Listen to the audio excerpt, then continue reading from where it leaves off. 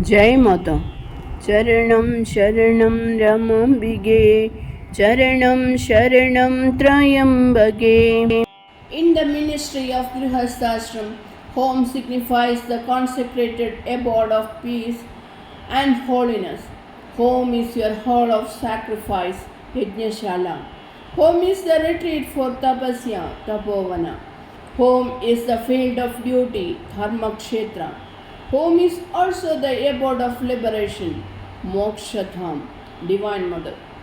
Ever since coming to Mother, numerous opportunities had come to us to spend days and months with Mother in diverse circumstances and different places.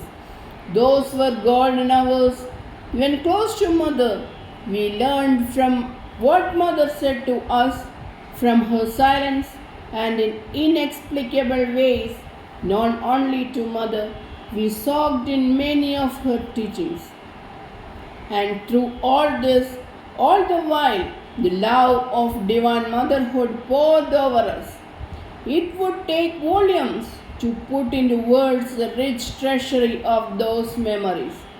Among those reminiscences, my days at Ahmednagar with Mother stands out vividly, as it was the aftermath of a crucial event in my life.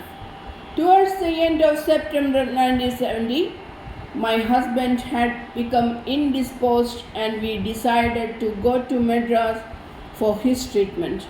On the day of our departure from Trichur, we went to the Mandir where the Vigrahas of Sri Rama, Sri Krishna and Devi Ramambika were enshrined. The Mandir had always had a very special place in our lives. Ever since the Pratishtha in 1965, my husband had intensified his sadhana in the mandir. He was a worshipper of Devi even before he met Mother.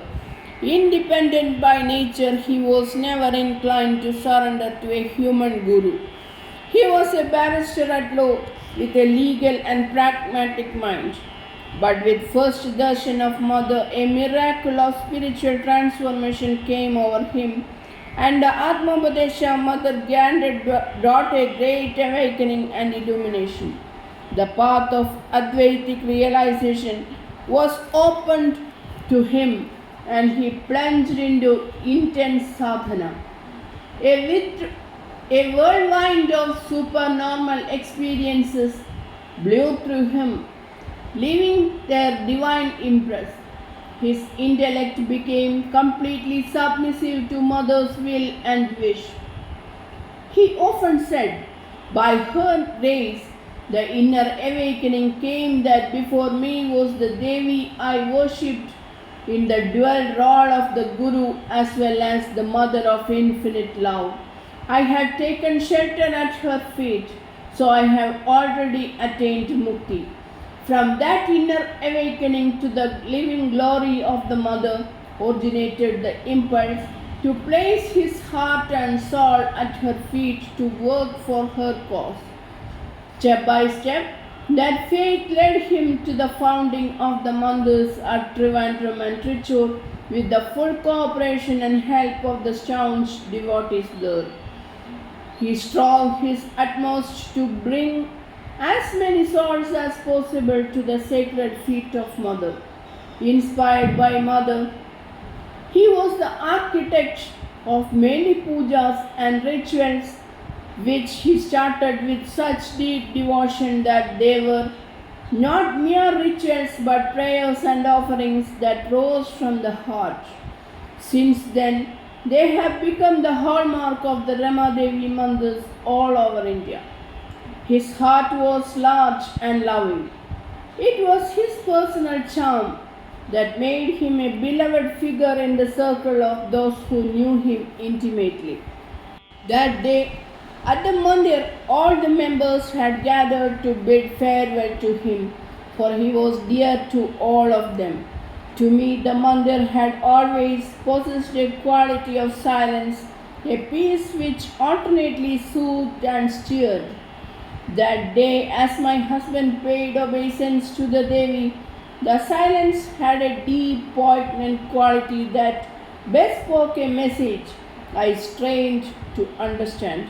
Later, much later, he told me that while the Devi had shone before him in luminous reality, blessing him, the inner communion came to him that it was his final leave taking of the Devi in the shrine.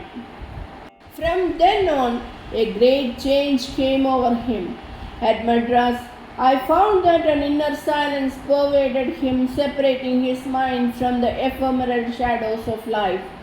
Sometimes he told me of vivid spiritual experiences and visions of Mother and of her vibrant presence near him. At that time, his illness was not considered serious. Yet, after leaving Trichur and the experience in the shrine, he hinted to me that his work for this avatar of Mother was over. I did not take his words seriously as I hoped he would be recovering soon.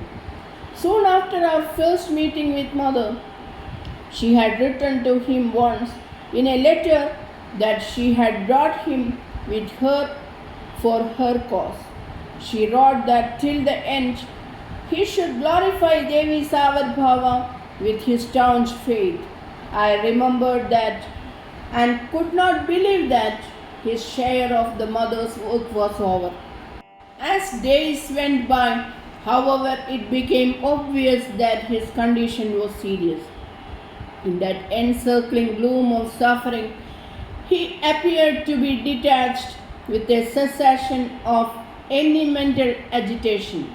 Even as the body grew weaker, his spiritual self seemed to gain in strength.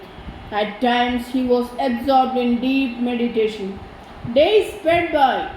Hopes of his recovery alternated with despair in our minds. Meanwhile, our children came and he was happy to see them. Though he blessed them with great love, I could see that his mind was poised in a higher plane of detachment. The day before his end, in the evening, he was sitting up, propped by pillows. Suddenly, it appeared he was losing consciousness. Both his eyes went upwards, and we could see his lips uttering Mother's name and then the Mahavakya. Slowly, his lips stopped moving, but we could see and feel the vibrations of the name near the throat. The eyes were riveted upwards as in yoga, and a marked change appeared over his whole being. His face glowed with an ascetic luster. It was as though his whole body was pulsating with an inner power. All trace of the sickness vanished. This state continued throughout the night. In the proximity of his self-effulgent state, I felt my mind too entering a state of serene detachment, even though burning prayers of his recovery continued in me. Next morning, as I performed my Guru Paduka Puja near his bedside, the burning prayer in my mind suddenly ceased. Instead, the thought came, O Mother, whatever be thy will, let me abide in that.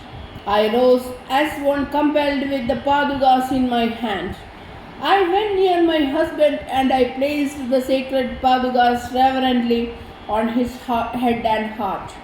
For a single instant, he opened his eyes and looked at us as though in farewell. My nephew, Dr. Bhaskar, knew then that this was the end, and we all offered Paduka Tirtha to my husband. A light of eternal peace pervaded him, and in an instant it was all over. I stood stunned near his feet. A dark yawning abyss gaped threateningly.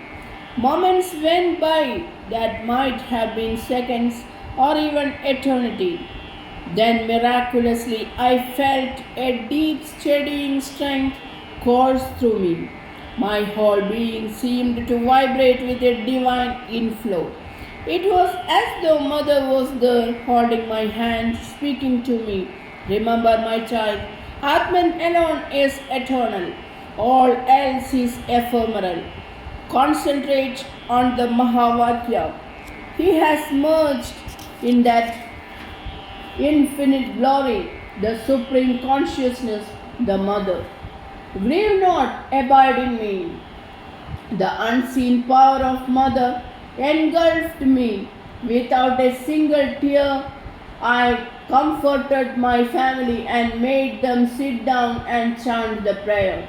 As the closing words of the prayer, Om Shanti Shanti Shanti, were uttered, the silence and calm of a sacred peace stole upon us.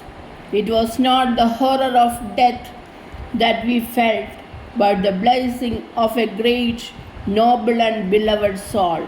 Sharanam Sharanam Ramambige, Charanam Sharanam Trayambage. Jai Mata.